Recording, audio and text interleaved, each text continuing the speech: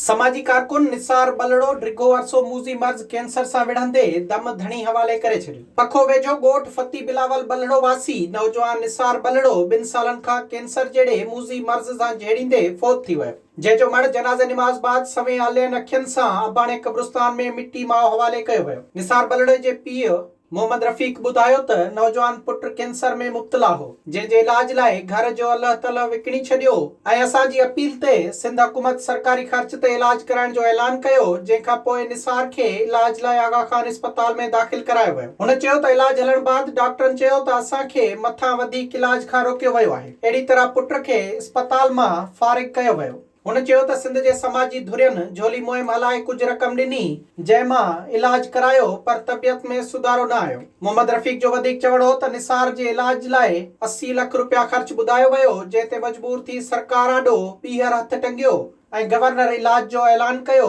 पर उन ते बि अमल न थी सघियो ऐं पुट ज़िंदगीअ जा आख़िरी ॾींहं बेयारो मददगार हिक खट ते गुज़ारिया। मरहूम सोगवारनि में बेवा 7 वरियनि जो पुट मेहरान ऐं 3 वरियनि जी न्याणी सानिया छॾी आहे। विजिट कयो अवामी आवाज़ मीडिया ग्रुप जी वेबसाइट awamiawaz.pk